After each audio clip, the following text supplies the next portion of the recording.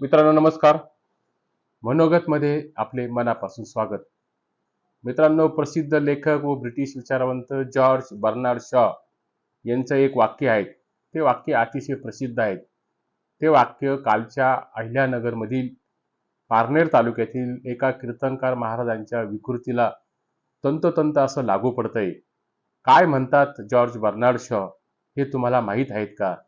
George Bernard Shaw हे प्रसिद्ध लेखक आणि विचारवंत असं म्हणतात, सैतानाला स्वतःचा वेश नसतो, तो संताचा वेश धारण करून समाजामध्ये प्रतिष्ठित म्हणून वावरत असतो.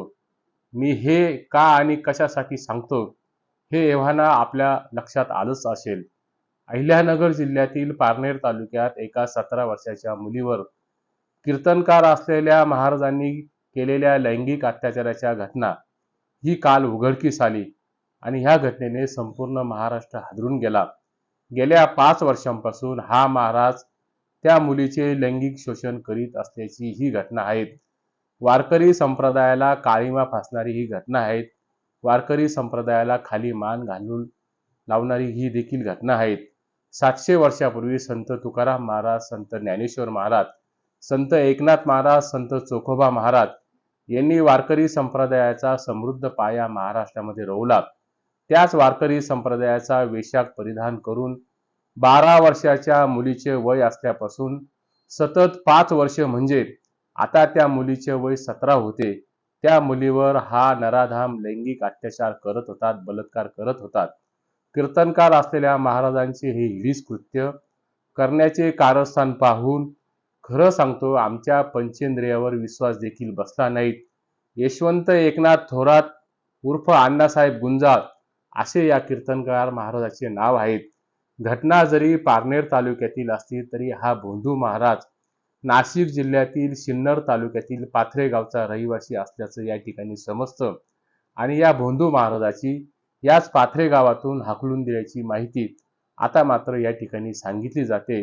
हा महाराज ज्या तालुक्यातून येतो त्या सिन्नर तालुक्यातून मी या एपिसोडच्या माध्यमातून बोलतोय.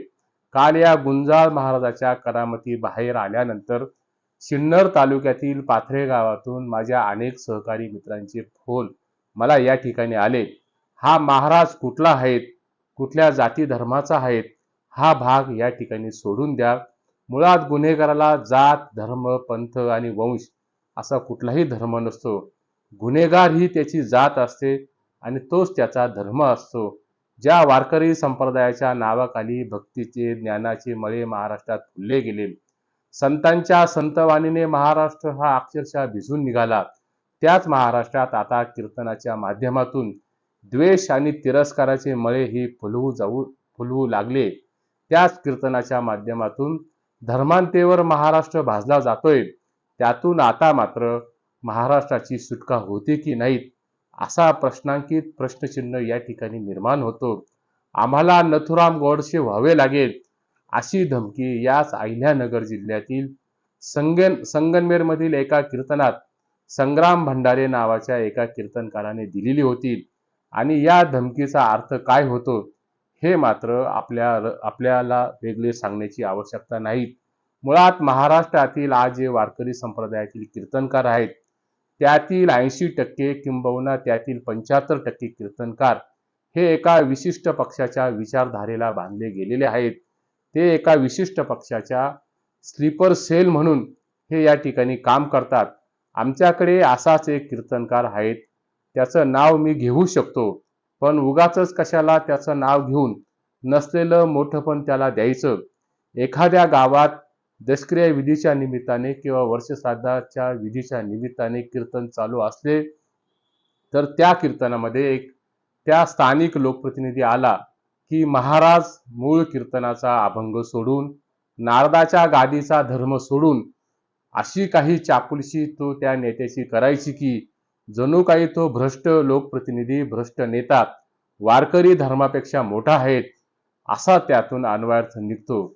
धर्मसत्ता, न्यायव्यवस्था आणि राजसत्ता एका विशिष्ट पक्षाच्या हाताशी असल्याने वारकरी संप्रदायात काही प्रवृत्ती अक्षरशः राजसत्तेबरोबर लोळून घेत असल्याने अशा काळीमा फासणाऱ्या घटना या महाराष्ट्रात रोजच घडत असल्याचं आपण नेहमी बघत आलेलो आहोत आणि मी हे अतिशय जबाबदारीने बोलतोय.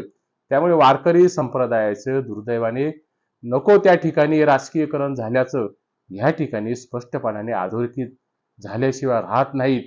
तत्व आणि नीतिमूल्यांपेक्षा व्यवहारवादाला अधिक महत्त्व या वारकरी संप्रदायात अलीकडच्या काळात आलेलं दिसतंय. एकूणच पारनेरच्या कीर्तनकार बाबाच्या बलात्काराच्या प्रकरणात त्या बाबांवर गुन्हा दाखल झाला. त्याला 5 दिवसाची पोलीस कोठडी देखील फरमावण्यात आली. तरी या बाबांची पार्श्वभूमी ही माहीत असताना देखील महाराष्ट्रातील किंबहुना त्या पंचक्रोशीतील अनेक गावांमध्ये या बाबाला हरिनाम सप्त्याला आणि कीर्तन सेवेला का बोलावले जात होते, असाही सवाल आता मात्र उपस्थित केला जात आहे. खरं म्हणजे हा सवाल मात्र अंतर्मुख करणारा देखील आहे. समाजामध्ये मूर्ख, भ्रष्टाचारी आणि पाखंडी माणसांना असलेल्या राजाश्रयामुळे किंमत त्यांना प्राप्त झाली. त्या किंमत प्राप्त झाल्यामुळे प्रामाणिक कार्यकर्त्यांना, सज्जनांना या ठिकाणी त्रास होतो. हे देखील या ठिकाणी विसरता येणार नाही. वारकरी संप्रदाय हा अतिशय समृद्ध असा वारकरी पंथ आहेत. अतिशय शुद्ध असा वारकरी संप्रदाय हा महाराष्ट्राच्या मातीत रुजलेला देखील आहे. एखाद्या दुसऱ्या किंवा तिसऱ्या प्रवृत्तीमुळे संपूर्ण वारकरी संप्रदायाला चौकटीत या ठिकाणी धरता येणार नाहीत. गहू हा शुद्धच असतो, मात्र त्यामध्ये किडे तयार झाले किंबहुना त्यामध्ये सोंडे तयार झाले तर गहू हा खराब होतो. तसं एखाद्या बलात्कारी महाराजाच्या अपराधामुळे, त्या बलात्कारी महाराजाच्या चुकीच्या गोष्टीमुळे संपूर्ण संप्रदाय हा अपराधी किंवा चुकीचा ठरत नाही. एका कीर्तनकाराने सतत 5 वर्ष एका बालिकेवर बलात्कार करणे व त्यासाठी त्या मुलीच्या मांडीवर दिलेले चटके म्हणजे त्या येथील निर्दयी राजकीय व्यवस्थेला व झापडबंद व्यवस्थेला दिलेले ते चटके आहेत. हे या ठिकाणी लक्षात घ्या.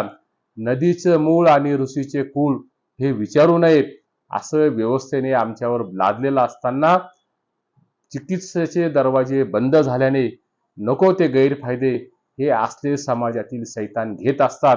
अण्णासाहेब गुंजाळ हा बलात्कारी कीर्तनकार एका राजकीय पक्षाचा एजंट व कुणाचा तरी राजकीय नेत्याचा हस्तक होता असं मात्र आता बोललं जातंय. हे असले राजकीय पक्षांचे एजंट, असल्या राजकीय पक्षाचे लांडगे, लचके तोडणारे लांडगे राजकीय व्यवस्थेमुळे या ठिकाणी पोचले जातात. आणि मी हे अतिशय जबाबदारीने बोलतोय. मुळात डॉक्टर शस्त्रक्रिया करताना चुकला म्हणजे विज्ञान चुकलं किंबहुना सायन्स चुकलं असं मात्र या ठिकाणी समजू नका. चुकलेला असतो तो डॉक्टर चुकलेला असतो.